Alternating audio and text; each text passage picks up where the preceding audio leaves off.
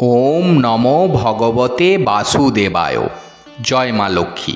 বন্ধুরা, বছরের অন্যতম শ্রেষ্ঠ পূর্ণিমা মাঘী পূর্ণিমা সম্পন্ন হচ্ছে আগামী 29শে মাঘ অর্থাৎ 12ই ফেব্রুয়ারি বুধবার।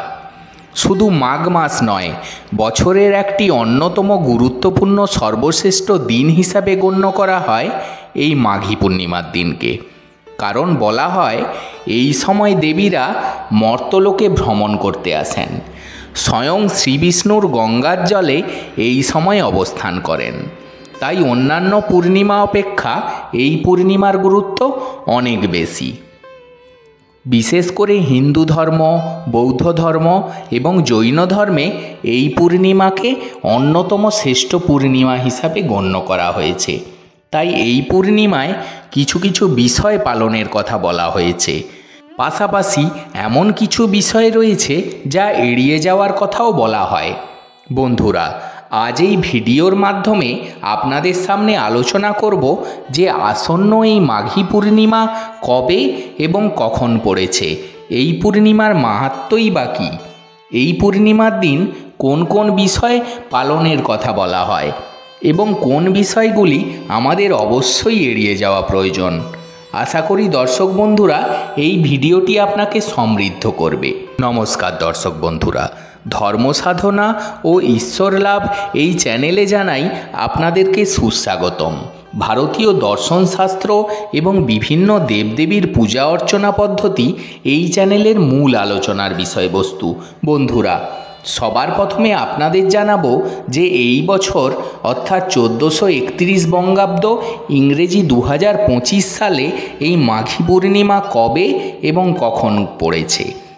এই বছর মাঘী পূর্ণিমা তিথি শুরু হচ্ছে আগামী 28শে মাঘ অর্থাৎ 11ই ফেব্রুয়ারি 2025 মঙ্গলবার রাত্রি 6:58 থেকে এবং এই মাঘী পূর্ণিমা তিথি থাকছে পরের দিন 29শে মাঘ অর্থাৎ 12ই ফেব্রুয়ারি বুধবার রাত্রি 7:09 পর্যন্ত। তাই উদয় তিথি মেনে মাঘী পূর্ণিমা এই বছর পালিত হবে আগামী 29শে মাঘ অর্থাৎ 12ই ফেব্রুয়ারি বুধবার। পূর্ণিমার যাবতীয় পালনীয় বিধি, পূজা অর্চনা, ব্রত মাহাত্ম্য সমস্ত কিছুই বুধবার দিন সম্পন্ন করতে হবে। তবে পূর্ণিমার যে নিশি পালন অর্থাৎ যারা রাত্রি জাগরণ করে তারা পূর্ণিমা পালন করেন, তাদের সেক্ষেত্রে মঙ্গলবার রাত্রিতে নিশি পালন সম্পন্ন করতে হবে। আর আপনি যদি মাঘী পূর্ণিমার পূজা দিতে চান তাহলে উদয় তিথি মেনে পরের দিন বুধবার এই পূজা সম্পন্ন করবেন।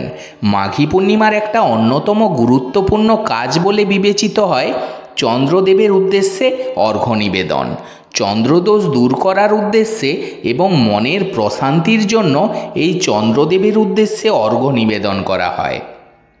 অর্ঘ্য কথার অর্থ হল চন্দ্রদেবের উদ্দেশ্যে ফুল, জল এবং একটি থালায় সামান্য ক্ষীর বা পায়েস অথবা সামান্য দুধ নিবেদন করার কথা বলা হয়। চন্দ্রদেবের উদ্দেশ্যে এই অর্ঘ্য নিবেদনে আপনি মঙ্গলবার এবং বুধবার উভয় দিনই সম্পন্ন করতে পারবেন।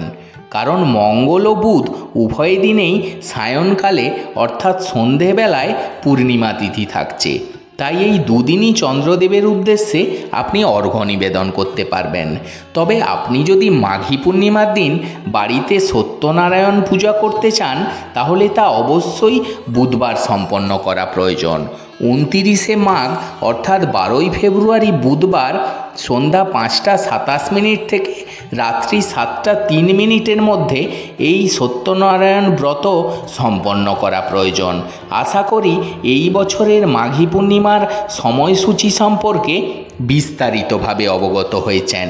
এবার দর্শক বন্ধুরা, আমরা জানব যে মাঘী পূর্ণিমার দিনটি কেন এত গুরুত্বপূর্ণ এবং এই দিন কোন কোন বিষয়ে পালনের কথা বলা হয়ে থাকে। বন্ধুরা, শাস্ত্র অনুসারে মাঘী পূর্ণিমার দিন দেবদেবীরা মর্তে ভ্রমণ করতে আসেন। এই সময়কালে শ্রীবিষ্ণুর অধিবাস হয় গঙ্গার জলে। তাই এই পূর্ণিমাতে কিছু কিছু বিষয় আমাদের পালনের কথা বলা হয়ে থাকে। বন্ধুরা, সবার প্রথমে যে বিষয়টি পালনের কথা বলবো তা হলো গঙ্গা স্নান।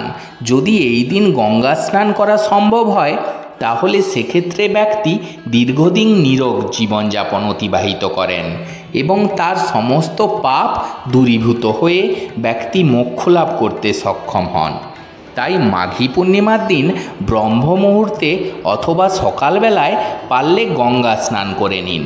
যদি আপনি গঙ্গা নদীতে গিয়ে গঙ্গা স্নান করতে অক্ষম হন তাহলে আপনি বাড়িতেই জলের সাথে গঙ্গা জল মিশিয়ে স্নান করে নিতে পারেন। এতেও গঙ্গা স্নানের পূর্ণ ফল অনেকাংশে লাভ করা যায়।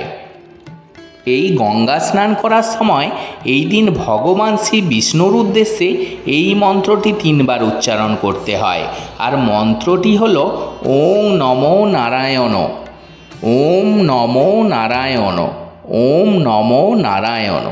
গঙ্গা স্নান সম্পূর্ণ হওয়ার পর সূর্যদেবের উদ্দেশ্যে পূর্ব দিকে মুখ করে এই দিন জল, তিল এবং লাল ফুল অর্ঘ্য হিসাবে নিবেদন করতে হয়।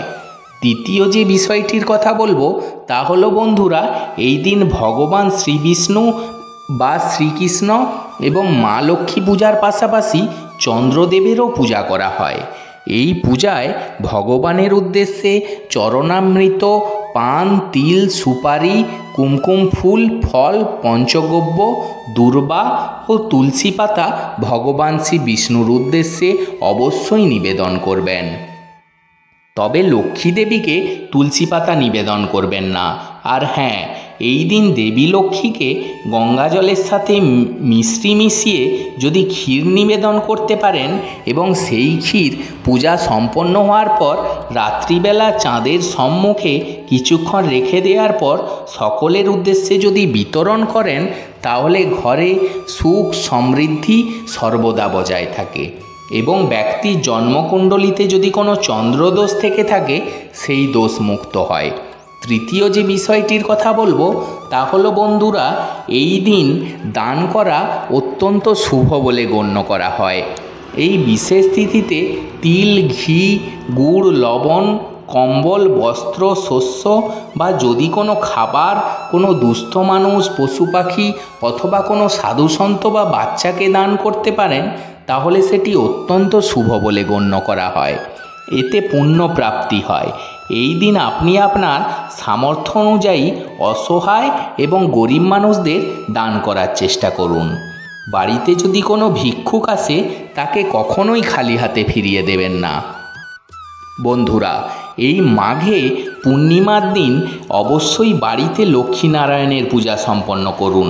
আর যদি কোনো কারণে এই পূজা সম্পন্ন করতে না পারেন তাহলে সেক্ষেত্রে যে বিষয়টি অবশ্যই আমাদের প্রত্যেকের করা প্রয়োজন তা হলো সন্ধেবেলায় মা লক্ষ্মী এবং শ্রী বিষ্ণুর উদ্দেশ্যে একটি ঘিয়ের প্রদীপ অবশ্যই প্রজ্বলন করবেন এবং এই মাঘী পূর্ণিমার ব্রতকথা অথবা শ্রী শ্রী সত্যনারায়ণ ব্রতকথাটি একবার হলেও পাঠ বা শ্রবণ করার চেষ্টা করুন। এই দিন যদি সম্ভব হয় সকালে একটি পাত্রে হলুদ, সিঁদুর ও ঘি একসঙ্গে মিশিয়ে সদর দরজার উপরে একটি স্বস্তিক চিহ্ন আঁকুন। এর ফলে বাড়িতে প্রবেশ করবে মঙ্গল ও শুভবার্তা। এই মাঘী পূর্ণিমার দিন তামসিক খাবার, ঝগড়া বিবাদ, অন্যের ক্ষতি করার মনোবাঞ্ছা এই সমস্ত কিছু এড়িয়ে চলুন। যদি অর্থনৈতিক সংকট থেকে মুক্তি পেতে চান তাহলে এই মাঘী পূর্ণিমার দিন লক্ষ্মী দেবীর সামনে 11টি কড়ি হলুদের তিলক দিয়ে রেখে পুজো করুন এবং পুজো শেষে কড়িগুলি একটি লাল কাপড়ে বেঁধে আলমারি বা আপনার ক্যাশ বাক্সে রেখে দিন। এতে মা লক্ষ্মীর কৃপায় আপনার অন্যতম অর্থনৈতিক সমস্যা দূর হবে। বছরের এই অন্যতম শ্রেষ্ঠ মাঘী পূর্ণিমা খুব সুন্দরভাবে পালন করুন। মা লক্ষ্মী ও শ্রী বিষ্ণুর কৃপা আপনার ওপর বর্ষিত হোক, আপনার পরিবার সুখে থাকুক এই কামনা করে আজকের মতো ভিডিওটি এখানেই শেষ করলাম। ধন্যবাদ। ঈশ্বর আপনার মঙ্গল করুক।